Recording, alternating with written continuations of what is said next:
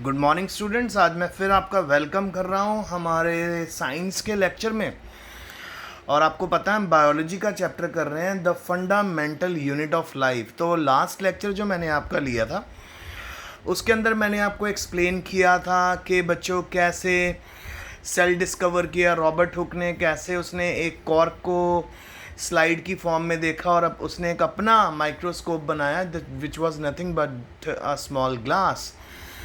और उसके थ्रू जब उसने देखा तो उसको हेक्सागोनल स्ट्रक्चर्स दिखे ऑर्डर में अरेंज होते हुए, और फाइनली उसने उनका नाम सेल रखा। बहुत बड़ी डिस्कवरी थी ये। उसके बाद बेटा क्या हुआ, with the passage of time, समय बीतने के साथ माइक्रोस्कोप की भी डिस्कवरी हुई। फिर मैंने आपको माइक्रोस्कोप के सारे पार्ट्स बताए थे। फिर मैंने आपको अनियन पील की स्लाइड बनानी सिखाई थी, कैसे उसको ग्लास स्लाइड हमने बनानी है। और जब हम उस स्लाइड को देखते हैं तो हमें क्या नज़र आया, हमें सेल्स नज़र आए और उनके सेंटर में न्यूक्लियस नज़र आया। और मैंने आपको इम्पोर्टेंस ऑफ न्यूक्लियस भी बताई थी, आपको याद होना चाहिए। सो आज हम करने वाले हैं कि अगर हम और deeply, that is compound microscope के साथ देखें या स्टेम माइक्रोस्कोप के साथ देखें, यानी एडवांस माइक्रोस्कोप के साथ देखें, तो हमें और भी बहुत सी चीज़ें देखने को मिलती हैं सेल में। सो आइए आज का लेक्चर शुरू करते हैं। What are the structure. जब हम माइक्रोस्कोप के अंदर देखते हैं हमें अलग अलग स्ट्रक्चर दिखते हैं। आइए देखें क्या है। The structure look similar to each other. ये स्ट्रक्चर एक जैसे लगते हैं। Together they form a big structure like onion bulb. और मिलके ये एक बहुत बड़ा स्ट्रक्चर बनाते हैं जो एक अनियन बल्ब के बराबर होता है। We find from this activity that onion bulb of different size have similar small structures visible under a microscope. अगर हम वॉल की बात करें तो वॉल जो होती है छोटी छोटी ब्रिक्स के साथ मिलती है। इसी तरह हमने देखा कि जो अनियन पील हम लोगों ने देखी उसके अंदर हमें पता चला कि अनियन का जो बल्ब होता है वो भी ढेर सारे छोटे छोटे यूनिट्स के साथ मिलके बनता है। और ये यूनिट क्या होते हैं, cells. The cells of the onion peel will all look the same. सभी एक जैसे दिखते हैं बच्चों, regardless of the size of the onion they came from. जिस मर्जी अनियन में से आए उन सभी का साइज आपको सेम मिलेगा, चाहे छोटा अनियन है, चाहे बड़ा अनियन है, चाहे किसी डिफरेंट स्पीशीज़ का अनियन है। मोस्ट अनियंस में आपको सेल सेम मिल रहा है। यानी हम ये कह सकते हैं कि सेल का स्ट्रक्चर यूजुअली सेम होता है। These small structures that we see are the basic building unit of the onion bulb. These structures are called cells. So ये सभी स्ट्रक्चर मिलके बनाते हैं अनियन का बल्ब। और हम कह सकते हैं एक cell is the basic unit of life. और जब सेल बेटा ढेर सारे इकट्ठे होते हैं, इकट्ठे मिलके वो टिश्यू बनाते हैं, टिश्यू इकट्ठे होते हैं बनाते हैं ऑर्गन, ऑर्गन जब इकट्ठे हो जाते हैं बेटा तो वो बनाते हैं ऑर्गन सिस्टम, और जब ऑर्गन सिस्टम इकट्ठे हो जाते हैं तो बनता है ऑर्गेनिज्म। जब ऑर्गेनिजम्स इकट्ठे हो जाते हैं बनती है कम्युनिटी। जब कम्युनिटी इकट्ठी हो जाती है तो बनता है इकोसिस्टम, ठीक है। और जब अलग अलग इकोसिस्टम इकट्ठे हो जाते हैं तो बनता है बायोस्फीयर, सो ऑन। आगे, however there are also single cell that live on their own. So बहुत से ऐसे सिंगल सेल ऑर्गेनिज्म हैं जो अपने ऊपर भी, अपने आप भी हर चीज़ को हैंडल कर सकते हैं। तो ठीक है, ऐसे एक सिंगल सेल ऑर्गेनिज्म आपको बताऊं बेटा, उसको अमीबा बोलते हैं। पैरामीशियम भी है, यूग्लिना भी है बेटा, हाइड्रा भी है। ये जितने सिंगल सेलुलर ऑर्गेनिजम्स हैं ना बेटा, ये आपको सभी ऑर्गेनिज्म पानी में आसानी से मिल जाते हैं। और बड़ी क्लासेस में और आगे जब आप जाओगे आप लर्न करोगे कि अमीबा कैसे बाइनरी फिजन से डिवाइड होता है। ओके, सो एक छोटा सा हम टॉपिक पढ़ रहे हैं, हमारे पास बॉक्स में जो टॉपिक है उसको भी हम करेंगे। Cells were first discovered by Robert Hooke in 1665. He observed the cells in a cork slice with the help of a primitive microscope. Okay, तो उसने प्रिमिटिव माइक्रोस्कोप की मदद से सेल को सबसे पहले डिस्कवर करा। और लेवेनहुक एक साइंटिस्ट था बेटा जिसने 1674 में एक इम्प्रूव्ड माइक्रोस्कोप के साथ फ्री लिविंग सेल्स को डिस्कवर करा पॉन्ड वाटर के अंदर, ठीक है, for the very first time. और रॉबर्ट ब्राउन जो था बेटा, रॉबर्ट ब्राउन 1831 में एक ऐसा साइंटिस्ट था जिसने न्यूक्लियस को डिस्कवर करा था सेल के। रिपीट करें तो बेटा, रॉबर्ट हुक ने सबसे पहले सेल को नाम दिया, सेल को डिस्कवर करा। लेवेनहुक ने सबसे पहले माइक्रोस्कोप की मदद से फ्री लिविंग सेल को स्टडी करा पॉन्ड वाटर में भी। यहाँ पे फ्री लिविंग सेल का मतलब क्या है? एक ऐसा सेल जो अपने सारे फंक्शंस अपने ओन पे कर सकता है। जब ढेर सारे सेल इकट्ठे होते हैं बेटा, वो तो ऑर्गेनिज्म बनाते हैं ना। जैसे हमने अभी अनियन पील के बारे में बात की, वहाँ पे मिलियंस ऑफ आपको सेल्स मिलेंगे। और अगर हम बात करेंगे यूग्लिना की, पैरामीशियम की, अमीबा की, वो सिंगल सेलुलर ऑर्गेनिज्म है।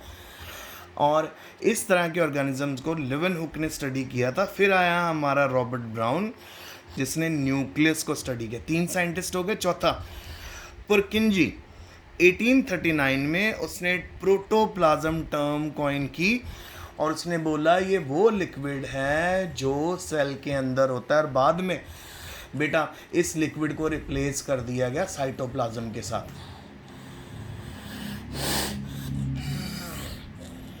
तो जो तो लिविंग लिक्विड साइटोप्लाज्म के अंदर होता है बेटा, सॉरी सेल के अंदर होता है, उसको साइटोप्लाज्म बोलते हैं।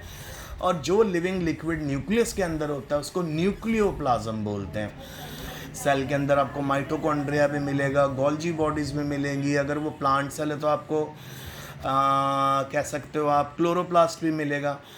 फिर आपको एंडोप्लाज्मिक रेटिकुलम मिलेगा, rough endoplasmic reticulum, smooth endoplasmic reticulum.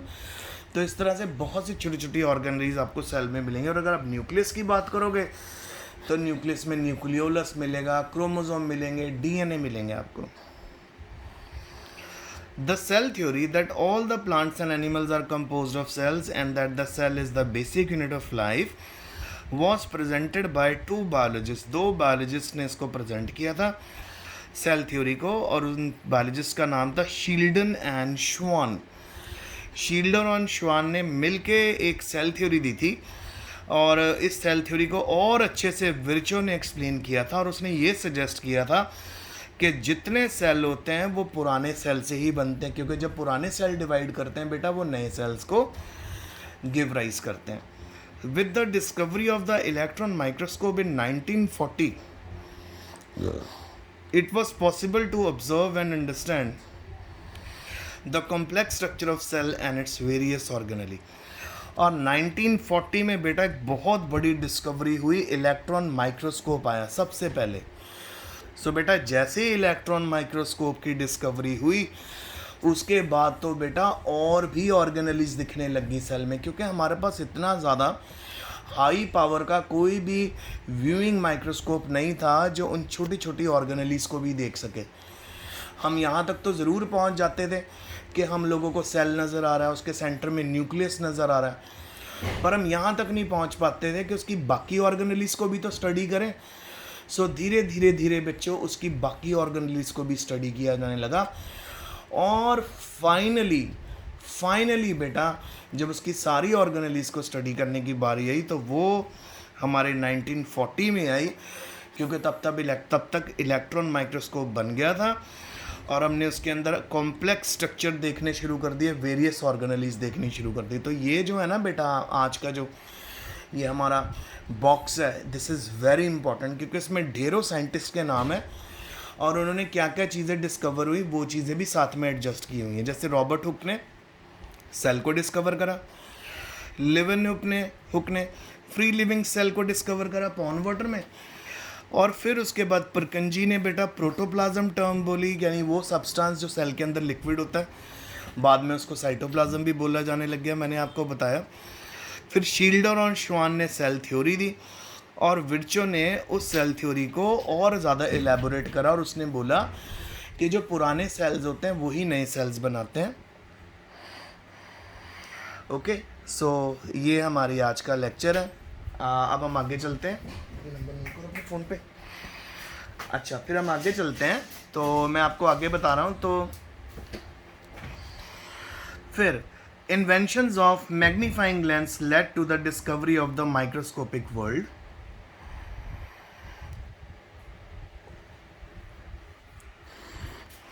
Inventions of magnifying lens led to the discovery of the microscopic world। It is now known that a single cell may constitute a whole organism as in the amoeba। ठीक है, सो अब हम ये कह सकते हैं एक single cell organism भी हर तरह की एक्टिविटी कर सकता है। और अमीबा, फिर उसके बाद क्लेमाइडोमोनास, फिर उसके बाद पैरामीशियम, फिर उसके बाद बैक्टीरिया, ये सारे ऑर्गेनिजम्स को यूनिसेलुलर ऑर्गेनिज्म इसलिए कहा जाता है बेटा क्योंकि ये सिंगल सेल से बनते हैं और ये अपनी सारी एक्टिविटीज़ कर सकते हैं। On the other hand, many cell group together in a single body and assume different functions in it to form various body parts. In multicellular organisms, such as some fungi.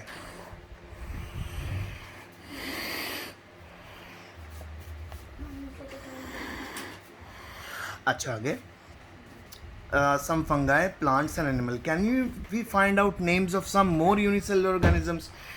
सो बेटा यहाँ पे तो unicellular organism में आपके पास amoeba के बारे में बात हुई है, क्लेमाइडोमोनास के बारे में बात हुई है, पैरामीशियम के बारे में बात हुई है, बैक्टीरिया के बारे में बात हुई है। तो ऐसे ऑर्गेनिज्म जो हमेशा सिंगल सेल के बने होते हैं और जो सारे फंक्शंस कर लेते हैं उनको हम यूनिसेलुलर ऑर्गेनिज्म बोलते हैं। अब अगर किसी ऑर्गेनिज्म में एक से ज़्यादा सेल है तो बेटा वो मल्टी सेलुलर ऑर्गेनिज्म बन जाएंगे और we are also part of multi cellular organism. हम मल्टी सेलुलर ऑर्गेनिजम्स का ही भाग हैं बेटा। अब आगे चलें तो अगर हम अपने अंदर कंसीडर करें, हमारे अंदर बेटा सेल्स मिलके बनाते हैं टिश्यूज़ मिलके बनाते हैं ऑर्गन। तो मैं आपको बताना चाहता हूँ पर्टिकुलर टिश्यू के सेल्स भी डिफरेंट होते हैं। अगर आज मैं आपसे बात करूँ हमारे इंटेस्टाइन की लाइनिंग का, इंटेस्टाइनल लाइनिंग में जो सेल्स होते हैं ना बेटा, उन सभी के पास ना लॉन्ग ना फिम्ब्रे होते हैं। फिम्ब्रे यानी आप फ्लैजिला कह सकते हो, वो होते हैं। तो वो अब्जॉर्प्शन को वो इन्हेंस करते हैं क्योंकि इंटेस्टाइन का मेन काम है खाने को एब्जॉर्ब करना, ठीक है, उसको बॉडी का पार्ट बनाना। उसके बाद सेकंड नंबर पे आता है हमारा स्टमक का काम है खाने को डाइजेस्ट करना। तो वहाँ पे अलग तरह के सेल्स होते हैं जिनको ऑक्जेंटिक सेल्स बोलते हैं।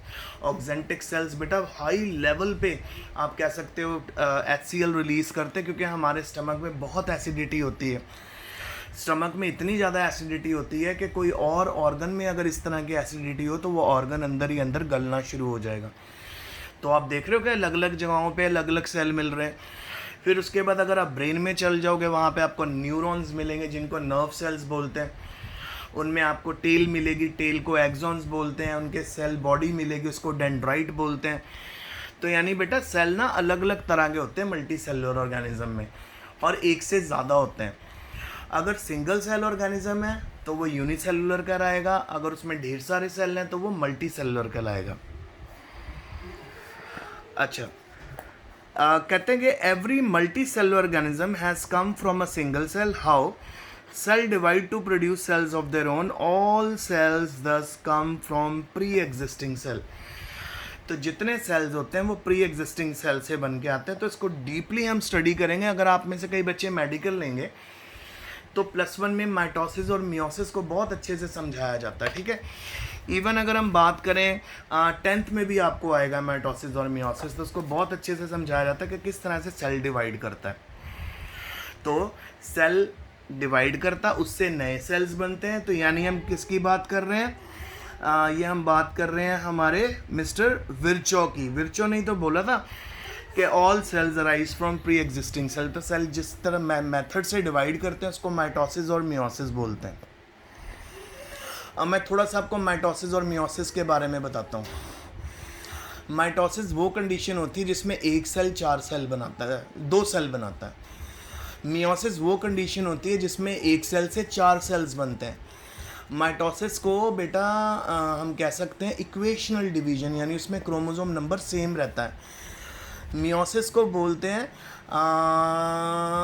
रिडक्शनल डिवीजन, इसमें क्रोमोसोम नंबर हाफ हो जाता है। यानी अगर आपने 48 क्रोमोसोम से स्टार्ट करा तो वो 24 में डिवाइड हो जाता है, ठीक है। अगर आपने 48 क्रोमोसोम से स्टार्ट करा, अगर दोनों डॉटर सेल्स में 48 क्रोमोसोम है तो वो है माइटोसिस। सो मियोसिस में हमेशा क्रोमोसोम नंबर डिवाइड हो जाता है और माइटोसिस में हमेशा क्रोमोसोम नंबर सेम रहता है। इसी करके माइटोसिस को इक्वेशनल डिवीजन बोलते हैं और मियोसिस को रिडक्शनल। अब यहाँ पे बेटा आपको अलग अलग तरह के सेल्स दिखाए गए हैं। मैं आपका ध्यान यहाँ पे लेके जाना चाहता हूँ। Let me zoom it for you. So आप देख सकते हो यहाँ पे आपको अलग अलग सेल देखो, स्मूथ मसल सेल किस तरह का नज़र आ रहा है, ब्लड सेल्स किस तरह के नज़र आ रहे हैं, नर्व सेल जो बेटा मैंने आपको बताया देखो यहाँ पे उसकी सेल बॉडी और टेल है, ठीक है। फिर यहाँ पे देखो आपको एक फैट सेल नज़र आ रहा है, सो देखो उसका न्यूक्लियस कहाँ है और कितनी ज़्यादा फैट कलेक्ट हुई है। फिर बोन सेल किस तरह के नज़र आ रहे हैं, स्पर्म किस तरह से नज़र आ रहा है, हेड और टेल होती है उसमें, एग किस तरह से नज़र आ रहा है, फीमेल रिप्रोडक्टिव सिस्टम में पाया जाता है ओवरी में, और जो स्पर्म्स हैं वो बनते हैं हमारे टेस्टीज में, ठीक है। तो ये अलग अलग सेल अलग अलग तरह के फंक्शन शो कर रहे हैं, आपने नोटिस किया इस बात को। सो देखने में भी ये सेल अलग अलग हैं। तो various cells from human body, तो देखो बेटा हमारी ह्यूमन बॉडी में तो आपको मैंने कुछ सेल्स बताए हैं इस तरह के, पर ये हर जगह पे आपको डिफरेंटली में, अब ज़रा और अच्छे से स्टडी करें। अगर आपको स्मूथ मसल सेल यहाँ पे नज़र आ रहा है तो बेटा ये हमारे मसल्स में मिलेंगे सेल आपको।